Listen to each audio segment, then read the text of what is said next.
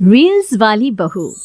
प्रज्ञा को रील्स बनाने का बड़ा ही क्रेज है और वो दिन भर रील्स बनाती रहती है, खाते पीते घूमते फिरते घर में कॉलेज में। रील्स बनाने के कारण प्रज्ञा पूरे कॉलेज में हाईलाइटेड है। जहाँ उसके रील्स सभी को पसंद आते हैं, वहीं मनीषा चिंता में डूबी रहती है। एक रोज जब खाते हुए प्रज्ञा रील्स बना रही होती है, तब मनीषा कहती है, एक मिनट भी चैन नहीं है इस लड़की को। ये नहीं कि खाना तो आराम से खा ले, लेकिन नहीं, अरे थोड़ी देर रील्स नहीं बनाओगी तो आसमान नहीं टूट पड़ेगा। अरे मम्मी, इसी को तो कहते हैं डिटर्मिनेशन। तुम नहीं समझोगी ये सब। भगवान, इस लड़की को सद्बुद्धि दे। जब देखो तब टेढ़ा बाका मुंह बनाती रहती है। मनीषा की बात का प्रज्ञा पर जरा भी असर नहीं होता और वो खाते खाते रील्स बनाती रहती है। दिन बीतने लगते हैं और देखते देखते प्रज्ञा का कॉलेज भी खत्म हो जाता है। आए दिन कोई ना कोई मनीषा को प्रज्ञा की शादी करवाने का सुझाव दे जाता है। सब ठीक ही कहते हैं, प्रज्ञा की शादी कर देनी चाहिए। अपने घर के काम काज में व्यस्त हो जाएगी तो खुद ही ये रील्स और नाच गाना बंद हो जाएगा। मनीषा और प्रेम प्रज्ञा के लिए एक अच्छा लड़का ढूंढने लगते हैं और तभी विकी का रिश्ता प्रज्ञा के लिए आता है, जिसने प्रज्ञा को उसकी रील्स देखकर पसंद कर लिया था। अगले दिन विकी अपने माता पिता के साथ प्रज्ञा के घर पहुंच जाता है और प्रज्ञा साड़ी पहने हाथों में चाय की ट्रे लिए उनके सामने आती है। जब विकी को पसंद है तो हमें भी बहू पसंद है। बहन जी, आप बारात की तैयारी कीजिए। एक बार लड़का लड़की अकेले में बात कर ले तो अच्छा रहेगा। हाँ हाँ, क्यों नहीं। मनीषा विकी को प्रज्ञा के कमरे में भेजती है, जहाँ प्रज्ञा पहले से ही रील्स बना रही होती है। तभी विकी कहता है, आ गए आपके साजन जी। हमारे साथ ये रील्स कंप्लीट करती तो और भी अच्छा रहता। अच्छा जी, अब आ ही गए हैं तो बना ही लेती हूँ आपके साथ। दोनों मिलकर रील्स बनाते हैं। जब वी मीट और तुरंत पोस्ट भी कर देते हैं। फिर विकी कहता है, जब आप साड़ी में चाय लेकर आए तब मुझे लगा कि कहीं मैं गलत घर में तो नहीं आ गया। अब सही है। दोनों की शादी पक्की हो जाती है और शादी के दिन भी प्रज्ञा रील्स बनाने से चूकती नहीं। यहाँ तक कि बारात के समय भी नाचते हुए रील्स बनाती है।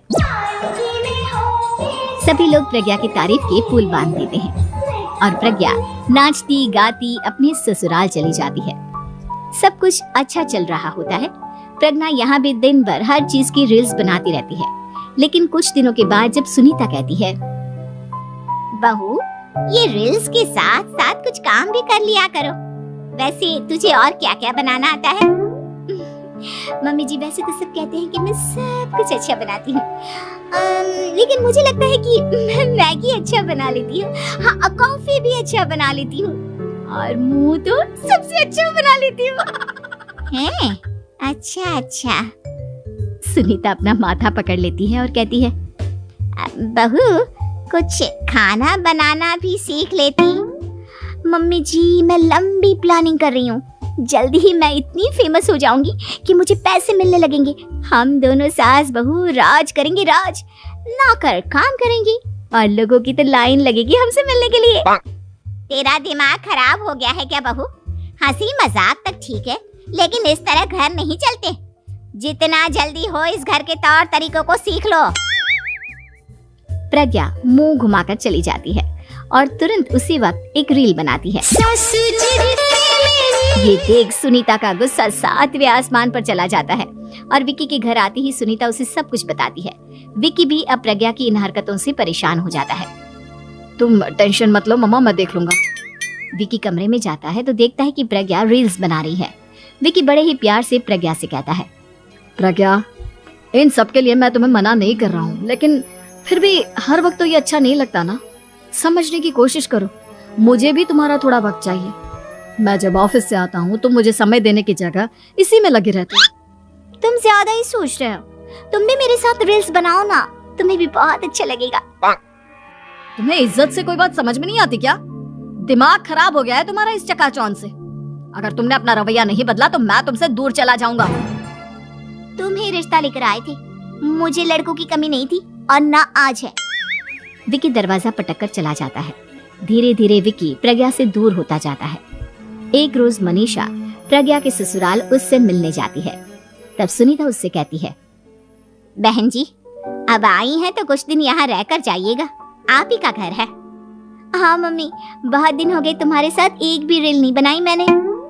प्रज्ञा तुरंत अपने फोन में रील्स ऑन कर लेती है। मेरी माँ के बराबर ये सब मुझसे नहीं होता। तेरा ये भूत अभी तक नहीं उतरा क्या? बहन जी आप कुछ कहती नहीं क्या इसे? जब आप ही कुछ नहीं कर पाई तो मैं कर ही क्या सकती हूँ, सास तो वैसे ही बदनाम है। शाम को घर की लाइट चली जाती है और मनीषा प्रज्ञा से कहती है, मेरे घुटनों में बहुत दर्द हो रहा है, तू लाइट का कुछ इंतजाम करना बेटा। अच्छा कैंडल जला देती हूँ मम्मा। प्रज्ञा गाते हुए कैंडल जलाती है और खिड़की के पर्दे के पास रख देती है। मनीषा जिसे बहुत दर्द हो रहा है वो सो जाती है और प्रज्ञा हमेशा की तरह अपने रील्स में लग जाती है। उधर कैंडल की वजह से पर्दा आग पकड़ लेता है और मनीषा के कमरे में आग लग जाती है। बचाओ, कोई है, बचाओ। सभी भागते हैं और विकी कमरे की आग बुझाने में लग जाता है, लेकिन तब तक मनीषा आधी जल चुकी थी। मनीषा की हालत देख प्रज्ञा रोने लगती है। विकी मनीषा को तुरंत हॉस्पिटल ले जाता है और उसे एडमिट कराता है। विकी प्रज्ञा से कहता है, देख लिया ना, तुम्हारे इस नाच गाने की वजह से आज तुम्हारी माँ की जान जाते जाते रह गई। अब पता नहीं तुम और क्या चाहती हो। उधर डॉक्टर कहते हैं, इनकी हालत बहुत नाजुक है, आधे से ज्यादा जल चुकी है। प्रज्ञा रोती हुई मंदिर में जाती है और भगवान के आगे जाकर कहती है, भगवान मेरी माँ को ठीक कर दो, मैं कसम खाती हूँ हाथ से ये रील्स बनाना छोड़ दूंगी, बस मुझे मेरी माँ वापस मिल जाए।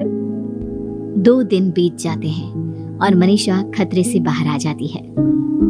पेशेंट अब ठीक है, आप लोग उनसे मिल सकते हो। सब कोई मनीषा से मिलता है और प्रज्ञा सबके सामने अपना फोन तोड़ देती है। मुझे माफ कर दो मम्मा, मैंने तुम लोगों की बातों को नजरअंदाज किया। बेटा कोई भी चीज जरूरत से ज्यादा खराब है। मैंने तुम्हें रील्स बनाने से कभी मना नहीं किया, लेकिन हर वक्त एक ही चीज तो सही नहीं है। मैं समझ गई हूँ मम्मा, आई एम सॉरी। प्रज्ञा उस दिन से रील्स बनाना छोड़ देती है और पूरी तरह से अपने घर में लग जाती है।